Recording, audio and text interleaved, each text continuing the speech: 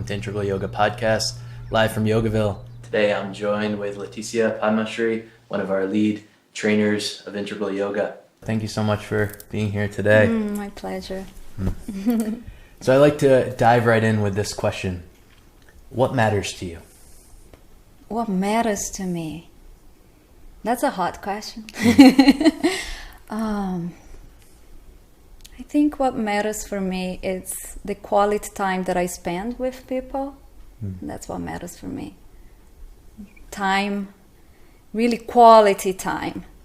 And I'm even more a one-on-one person because of that. Because I really like to spend nice quality time with others. So what's happening there in that exchange that feels so important to you? I think it's connection. That's how I can connect with people. That's how I can feel and sense that soul. So that's what is happening there. And then more time to really get to know and know what is important for that person and how they feel and live life. So, yeah.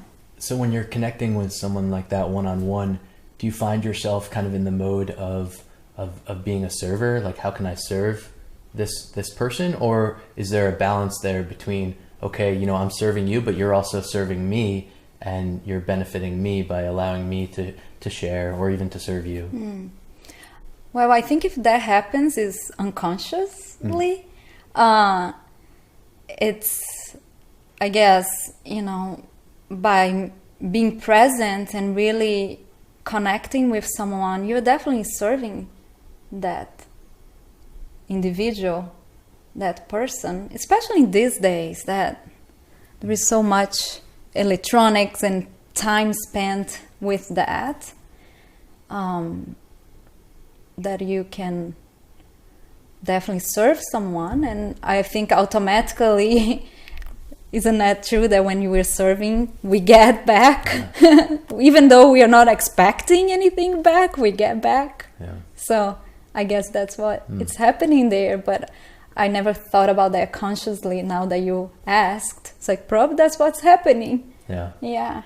And there's something about numbers too, that you mentioned, right? Like when there's a lot of people around, it's not quite the same thing, right? You don't have the ability to have those types of connections. That connection, right? Yeah. That's why I like a lot one-on-one, small groups, because I feel I can connect more with people in that way and go deeper into, each one. And in terms of teaching too, and I think as a yoga teacher, often a class is very different depending on whether the room is packed with 30 students or there's only 2 there for you to teach, right? Very different. And it's I love one-on-one. I love to do private yoga, Ayurveda, private, because it's just one-on-one, and it's definitely a big difference. But of course I love to teach a group of people as well, but the connection is definitely different. And it's something that sometimes I struggle when I teach, and it's a lot of people. I want to make sure I have time at the end to say hi, but a lot of people finish the class and they go, but many times I say, stop by, say hi, introduce yourself.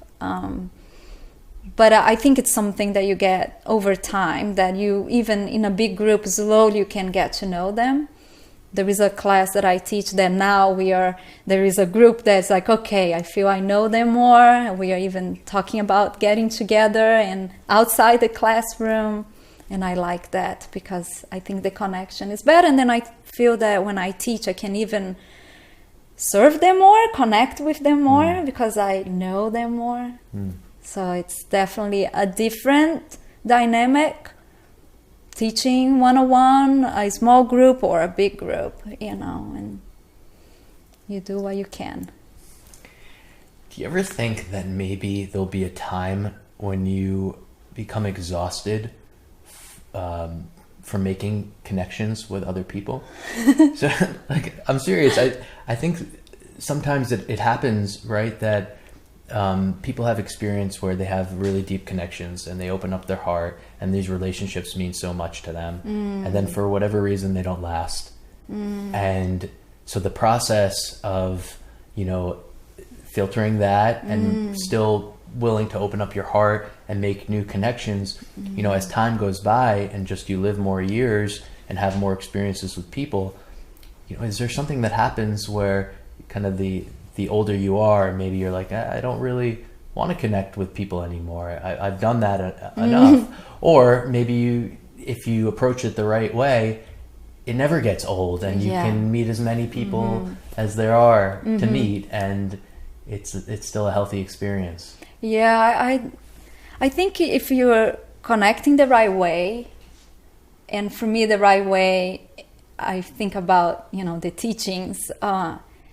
If you're connecting, expecting, desiring something from that, and then probably there will be some draining.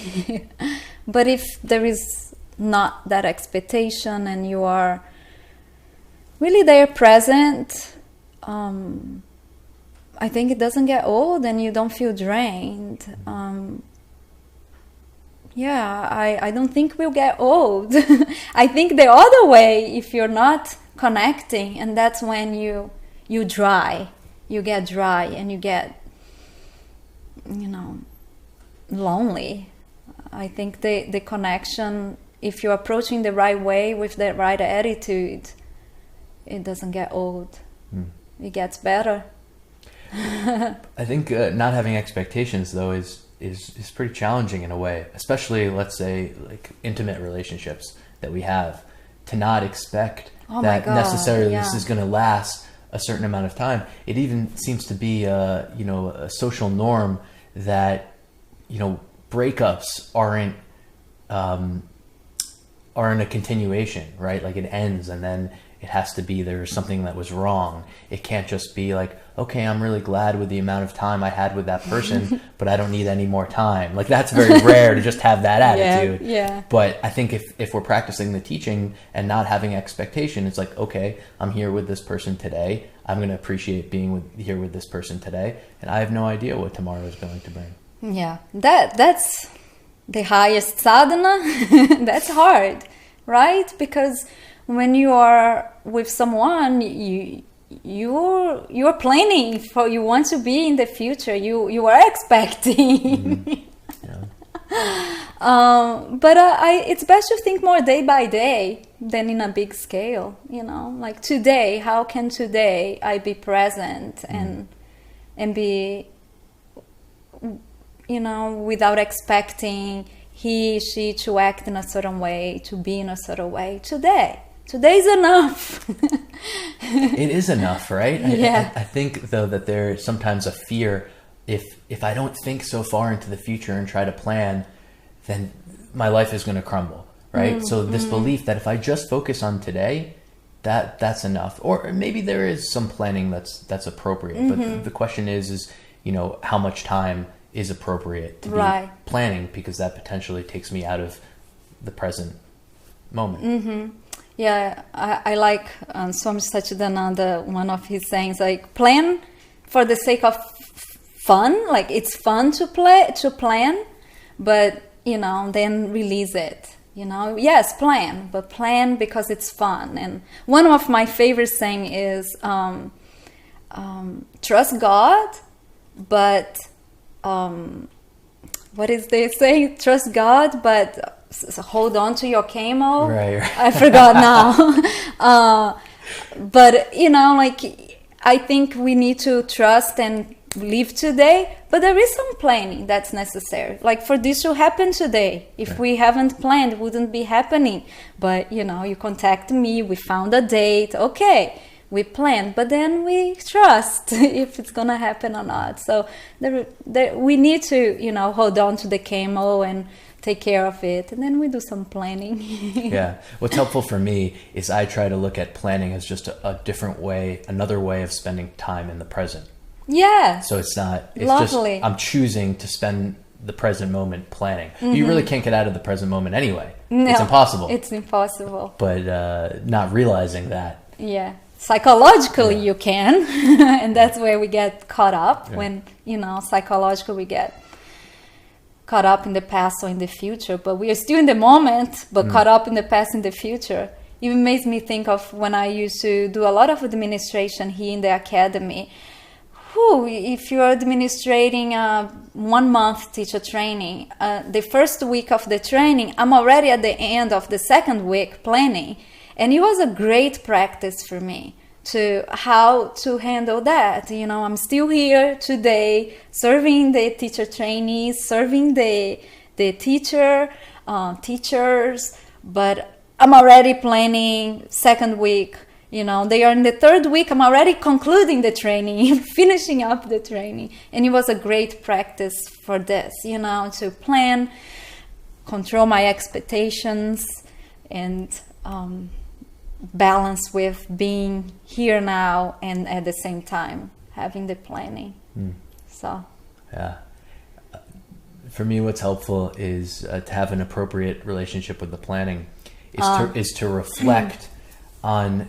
I'm very interested in moments in life that seemed very small at the time, and you could have easily gone a different direction, but you went in the direction that you went in, and it totally changed your life. Just something that someone said or a decision that you made. Do you have any examples like that you could share of something in your life that was like a very small decision that maybe, opened you up to, Ayurveda or yoga or coming even to the States, anything like that was just, you can kind of pinpoint a moment that at the time didn't really seem so significant, but it ended up redirecting your life? Yeah, I guess was my decision to come here and take teacher training here instead of taking in Brazil, at the Jai Vida Integral Yoga Institute.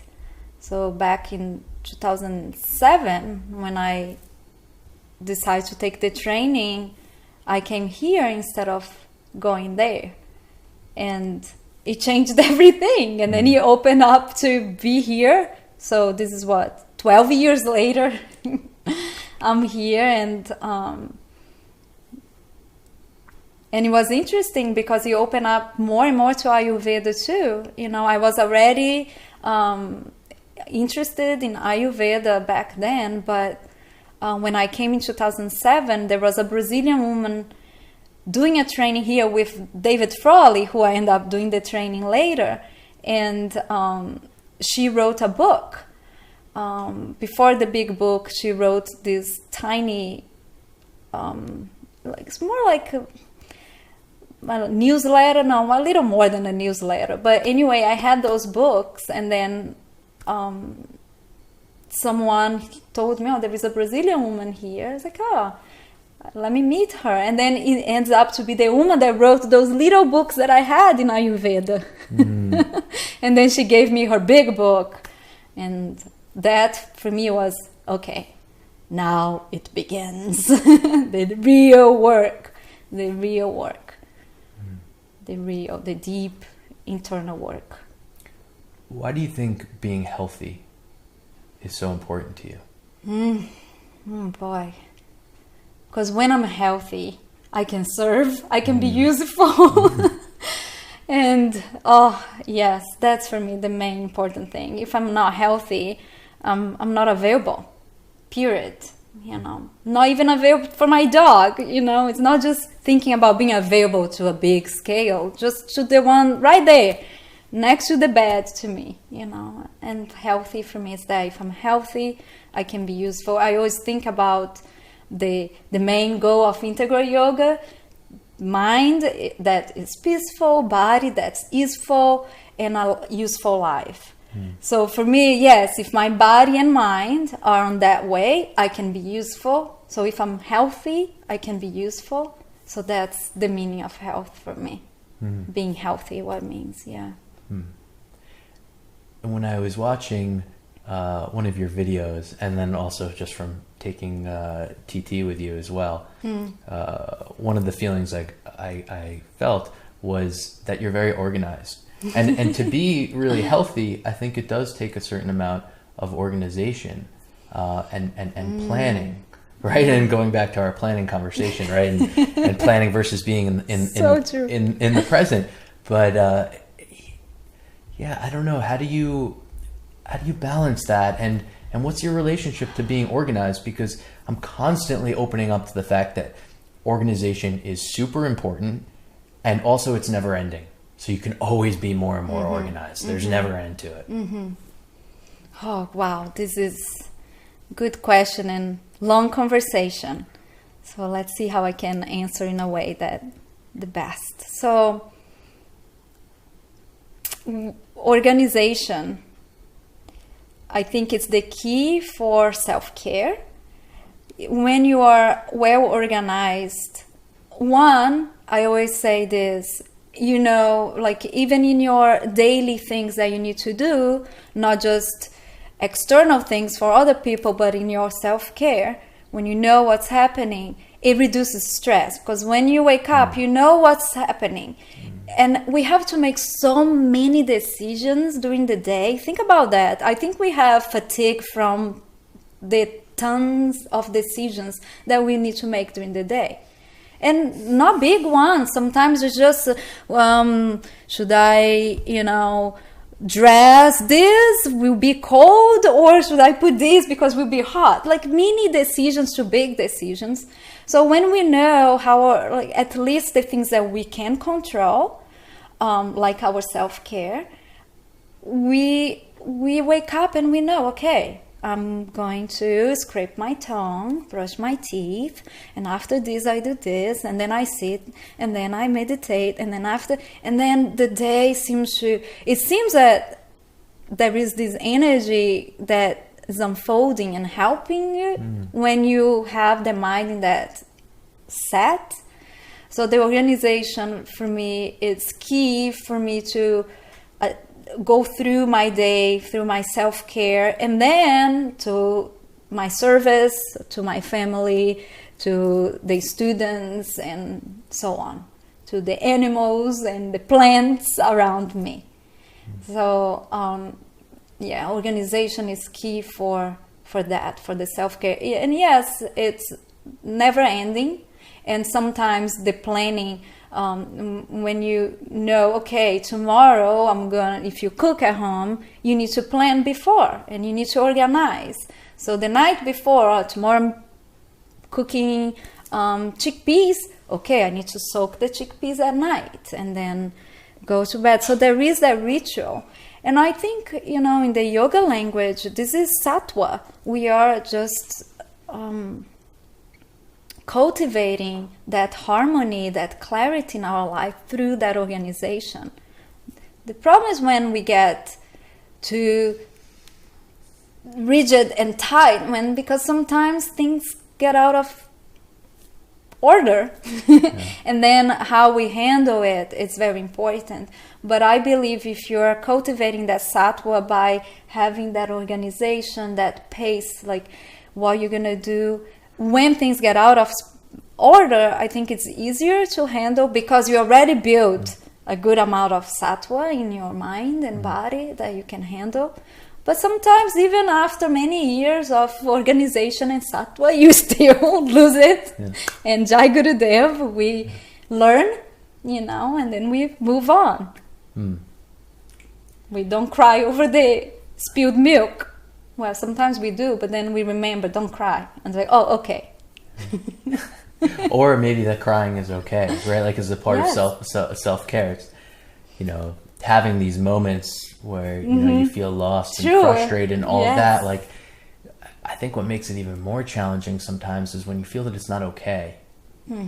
Yeah. You feel almost like you're not human or something, that you're having this experience. Yeah. Yeah. Because isn't that it's not always sattva, there is rajas and tamas, and we live into this change of nature and we need to learn to dance with it. So yeah.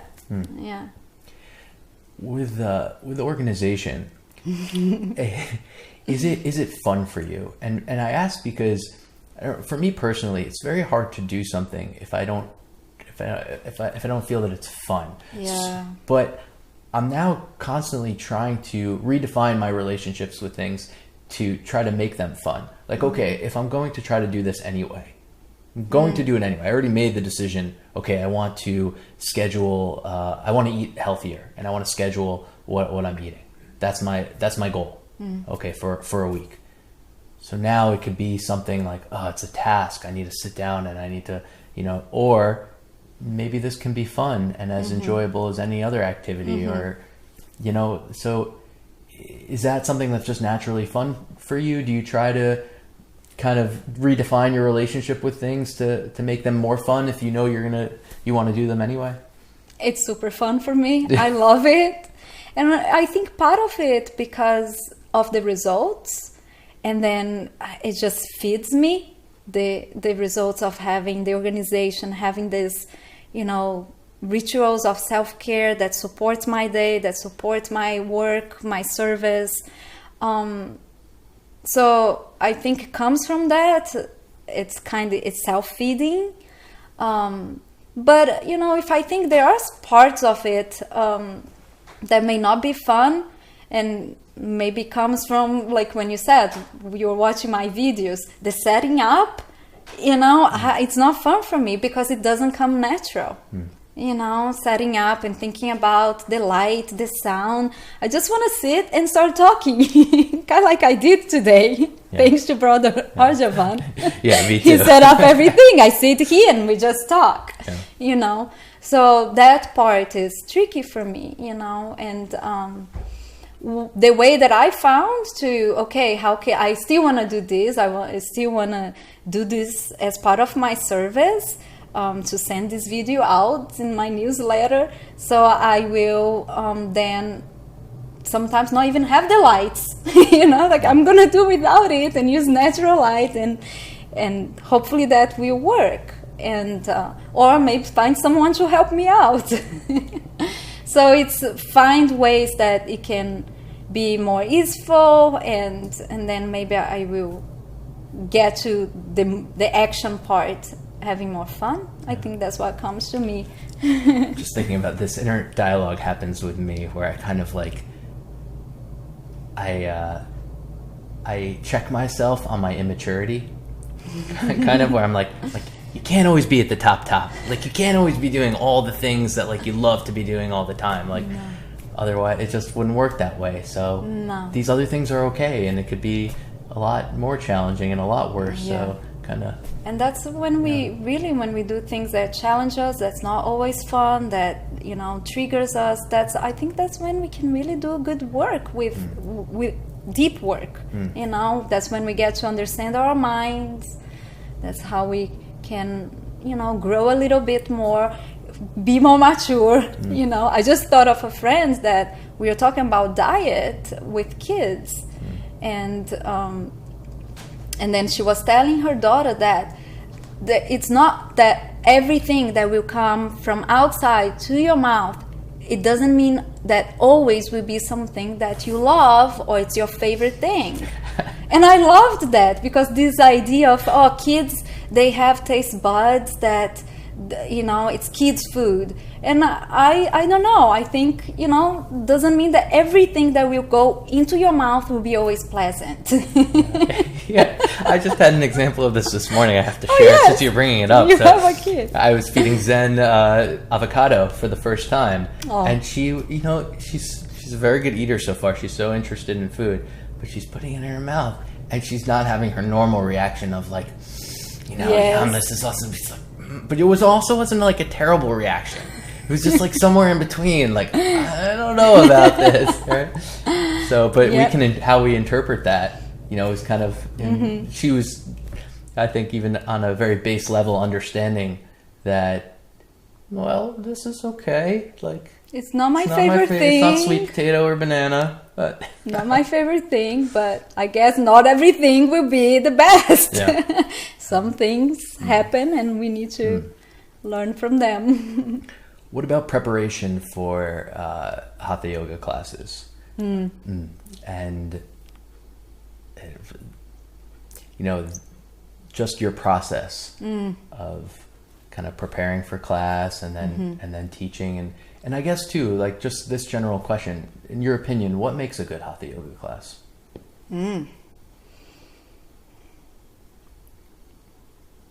answering that first, what makes a good yoga class? There are many things, but the first thing that comes to me, and I tell them that, is that when you leave the class, the student, the practitioner is feeling relaxed but energized. I think that's a good Hatha yoga class. You feel both. Not just energized and bing, bing, bing, bing, but also not just relaxed, that you can even go into tamas, you feel that balance. And I think a good integral yoga class can bring that. You feel energized and relaxed at the end of the class. Your mind is alert, sharp, your body's relaxed, you're ready to go and fulfill your day, your dharma. And in terms of preparation, I'm having fun with that lately. I think I shared that at the ATT, that I practice the class that I will teach.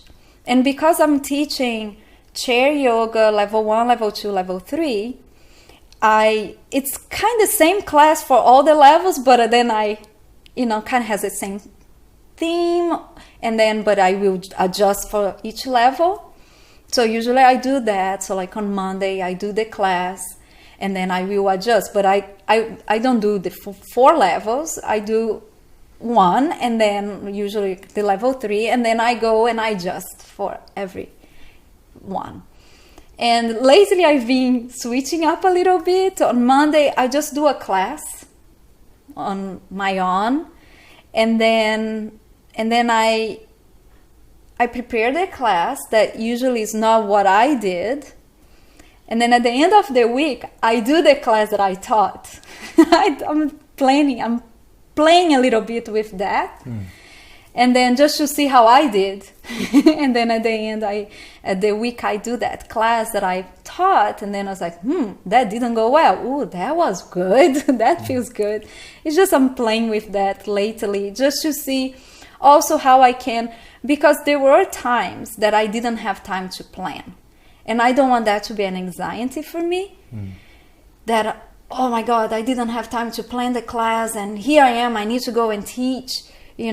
Sometimes doing the teacher training, that I'm here and then I take off and I go and teach there in Charlottesville. And there were some days that I didn't have time.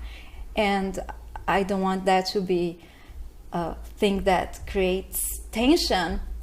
And I want to trust that I will be able to, okay, I can do this. Last week I did that, and then plan on my head and then go and do it. So that's why I'm playing with that, teaching, and then at the end I do what I taught so I can see. So I'm having a lot of fun with that, because then I see like, oh, that was good. Maybe I could change this. But yeah, so I think there is no right or wrong. It depends what you're working, but I really like to prepare. Some people say, no, I just let it come to my mind, and okay, but I like the idea of, especially if you see that group over and over again. So there is some continuity of what I did last week, and then I can add or I can change or, do like that way.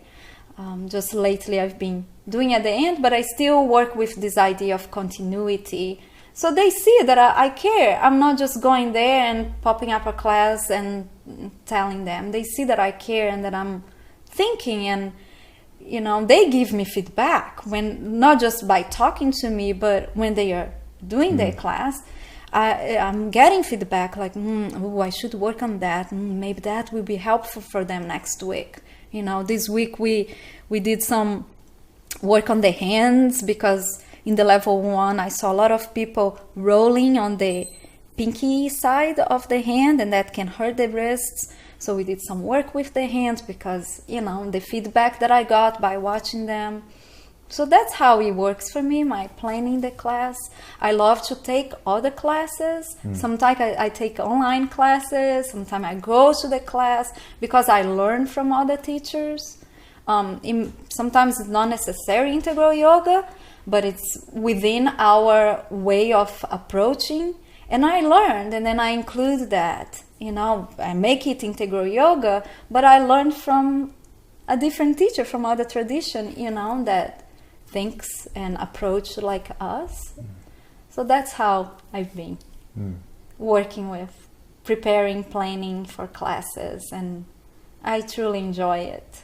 Yeah, just yesterday I told them at the end of the class, I look at them and I said, wow, I really love to come here and share this with you all. And I really felt that, and I felt so grateful. So grateful. I was like, wow, I really love this. And to see them really, you know, wanting and sincere in their practice, you know, and a lot of them, I think they are there because of pain, of, you know, wanting the body to be more easeful, you know, and then I can see also the work of the mind, you know, but especially in this level 1. So I love it. Do you have any recommendations for how to stay safe and not injure yourself, generally speaking, when you're practicing as a hatha practitioner? yoga? Yeah, for yourself and for others. I guess where you see most injuries happening and why are they happening, and just maybe a general mindset that allows for safety. Yeah. You know, the beauty of integral yoga, the way the teachers deliver the class is in such a way that creates that environment for the practitioners to have the mindset to practice non-violence to themselves.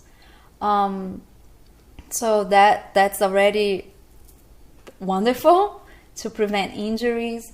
And I think for what I see in my own experience of teaching, seeing them practicing, in my own practice, is when we get stuck of having a goal. You know, you approach an asana and then you have an idea that it needs to be like this, and that, I think that's when injury can happen.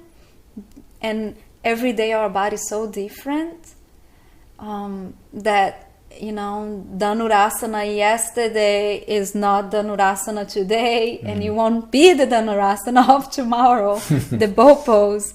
So practice without being goal-oriented, that I need to have that idea, that shape in your mind, the shape, I think, the asana shape. If you have that shape and you think that's how it needs to be, you may get caught up into injury. And yet it's nice to know the shape, and sometimes visualization is a way of practicing, right? Because if you are injured or if you have certain limitations in your body, all you can do is visualization of doing it. So yeah, it's good to have the shape, the idea of how the pose is, but you can't, if you're approaching it, you can't be stuck of that's the only way, you know. So if the shape itself of an asana is not the goal necessarily, or the main goal, what is that? What should be the focus? If that's not the focus, what is the focus? Well, let's see. So you're approaching it, you're getting to that asana, and I see the asana as a vehicle, not I see. That's what we learn from the scriptures. The asana is a vehicle to direct the prana, right? And if there is an approach that, if you are approaching with that, you know, intention that needs to look this way and be this way, there is already tension and restriction and constriction and pain. And then how prana will flow. So I think maybe then the goal is you approach being present with what your knee is telling you, your back is telling you, your shoulder, and then you get to the pose that may not look exactly like the one that you have the idea that you saw in a picture in the book, but you are so easy and your breath flows so freely that then you reach the point that then that shape that you create with ease will allow the asana, the prana, to flow and do its job. So I think that's how. So would you say it's, you know, what feels good? But then I'm also interested in this the balance between, you know, what's feeling good for the body, but then also like appropriately kind of investigating, can I go a little bit more? Right. Like, this feels good, but like, while maintaining safety, can I try a little bit harder? Go to the edge. Yeah. Oh, you know, and I really think that it's practice that will teach you where is your edge, because the teacher will never be able to tell you where is your edge, because the teacher is not in your body, you know. So it's really your journey. Another beautiful thing about integral yoga, because the teacher is also the way we approach, we are also helping that process of exploration and getting to know the body. So I believe that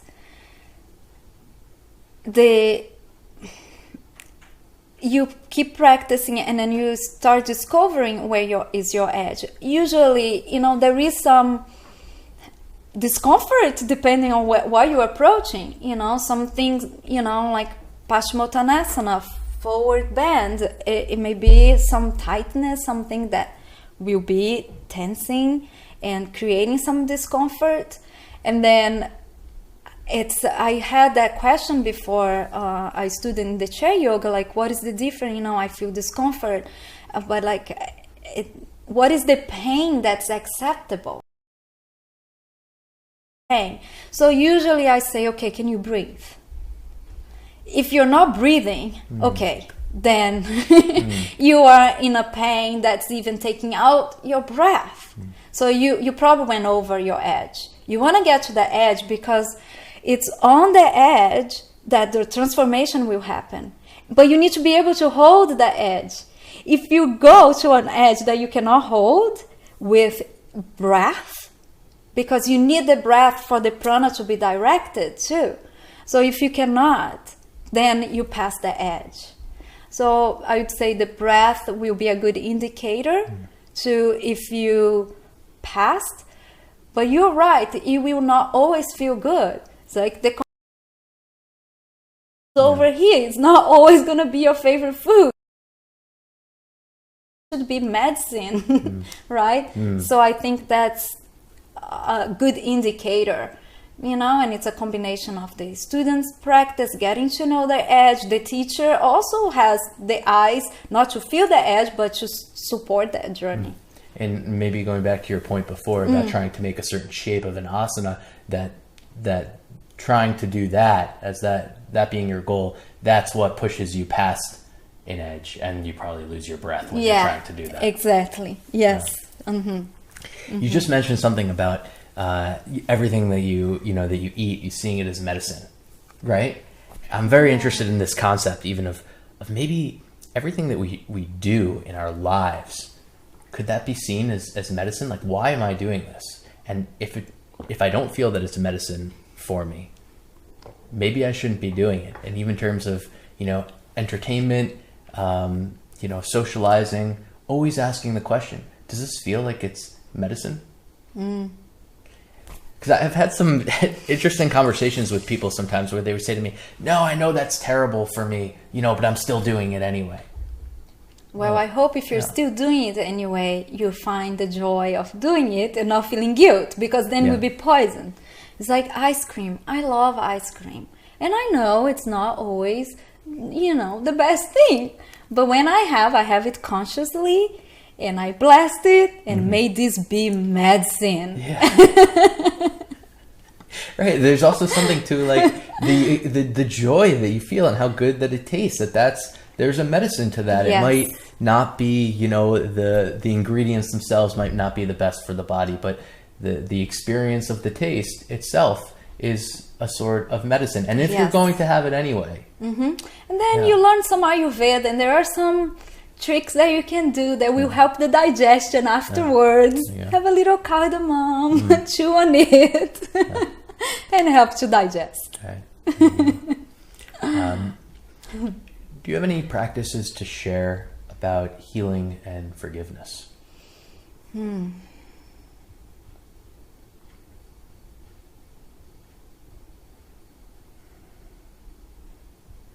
Well, I think my practices for that, it's really my sadhana, pranayama, meditation, integral yoga hatha. That's the practices that I use for healing and forgiveness.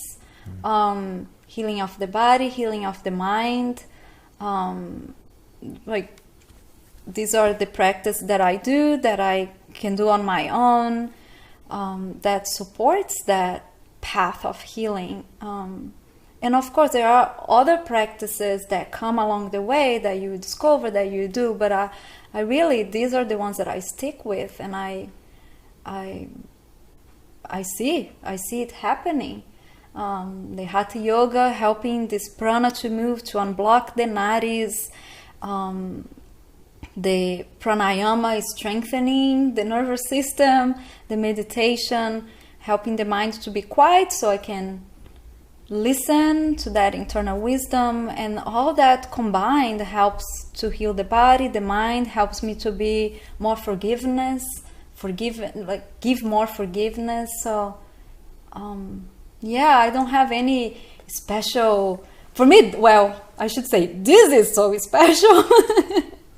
This, integral yoga practices, it's just, that's the ones that I use, and I cherish so much because I see the results for me.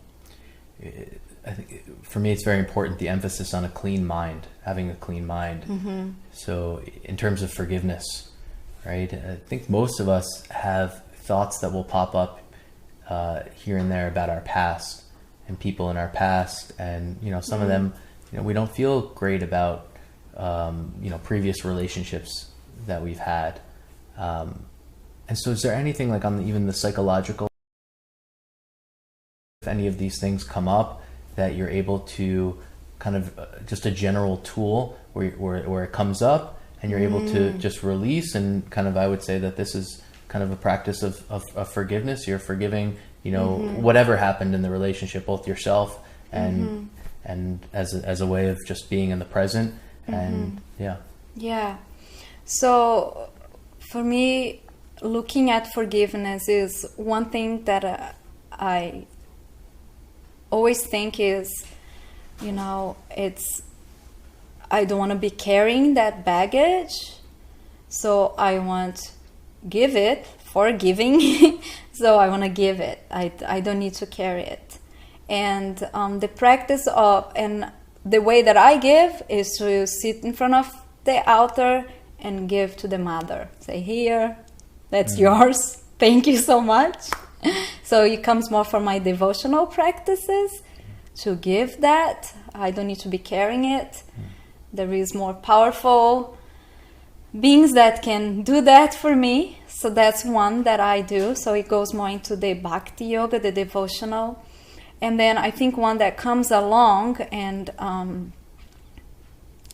Swami Shokananda is one person that we influenced, and we talked about that, is to not, like, every night, if there is anyone in your mind that's not good, at night you don't go to sleep without praying and sending light to that person. So it goes also into the bhakti yoga.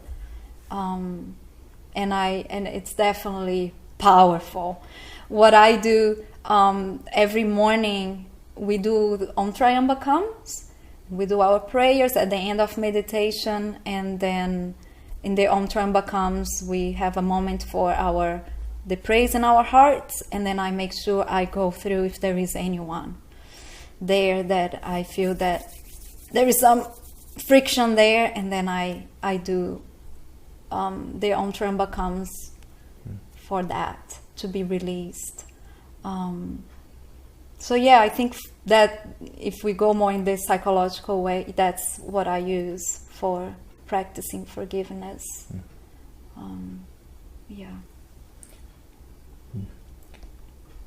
Now, I think acceptance is also kind of related to forgiveness. Yeah. So do you ever kind of have an inner dialogue where, if you're thankful for where you are right now in this moment today, everything in the past had to happen to bring you to this moment. Right? For me, that's very helpful. Is that something that you use also to reflect on that? Well, if that didn't happen, I wouldn't be here. Therefore, I'm accepting everything. Yes. Yeah. I like the concept of radical acceptance because sometimes some things are very hard and you just go with radical acceptance of what it is. And when you are in the heat of it, after it's gone, like you mentioned now, like to look back, it's like, yes, wonderful, it brought me to where I am. But when you are in the heat of it, that's disturbing your peace. I think this concept of radically accepting it, because you can't make always be logical, intellectually you can understand it, so it helped me many times to think in that way, radical acceptance of what it is, because then you stop trying to find reasons and justifications or why. It doesn't matter. Just radically accept it. Love that. It feels good. Yeah. Especially if you're in the heat of it, because that's when it's hard. Yeah. Yeah. I wanted to ask you about, the first steps in a new direction. Because my intuition tells me that you have a good deal of experience on this level, even. So like the first steps to, to becoming a yoga teacher, or to even learning,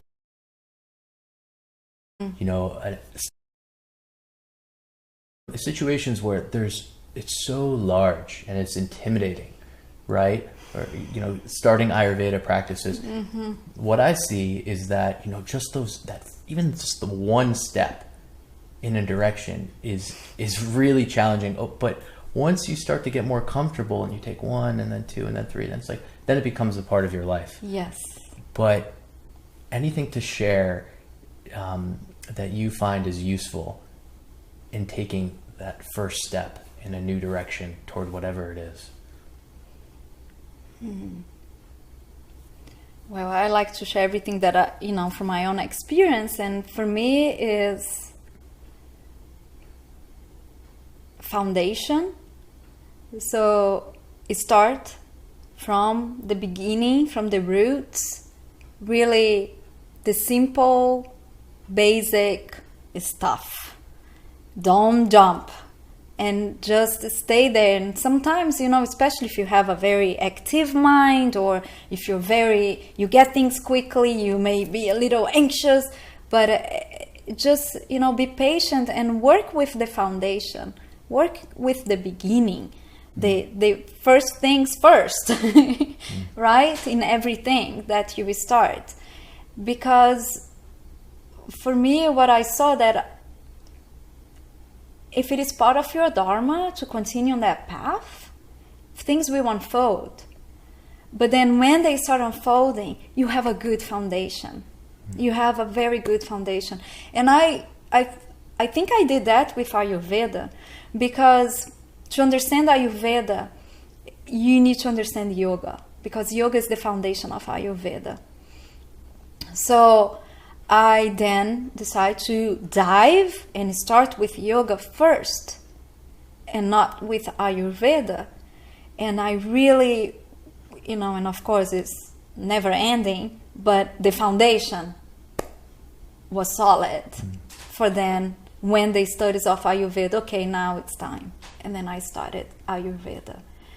So, and I say that, don't rush, because I can see that component on myself to, I can already go there like, have a nice, strong root, and then start growing from that root. And I'm eternally grateful, because my root in yoga is in classical yoga. It's, integral yoga, classical yoga, which then gave that, and then it supports me on my practice of Ayurveda, because that's the one that you need to understand, classical yoga.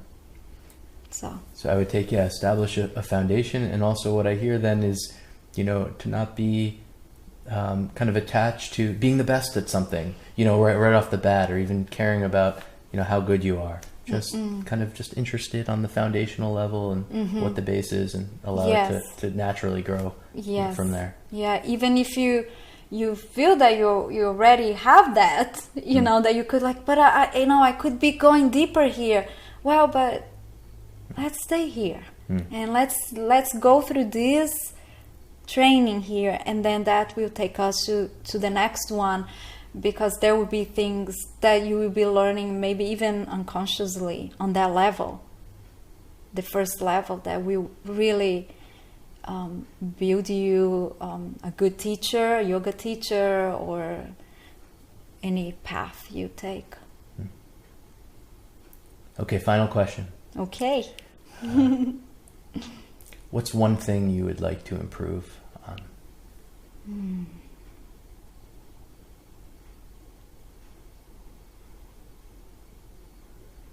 That's very broad, the question. So I go with what came first, which is, in a personal level, it's practicing more patience. See, that's why I shared in the beginning, because my mind can, it comes and it sees everything and it's already there, but wait a minute, the person next to me may not be there yet. So that's my big practice. Practice more patience. Beautiful. Thank you so much, Padmasri. Thank you for having me and inviting me to be here and sharing this with whoever is watching. I appreciate. Absolutely. Wishing you a great weekend program. Thank you. Well. We'll close together with the sound of Om. Of course. Om.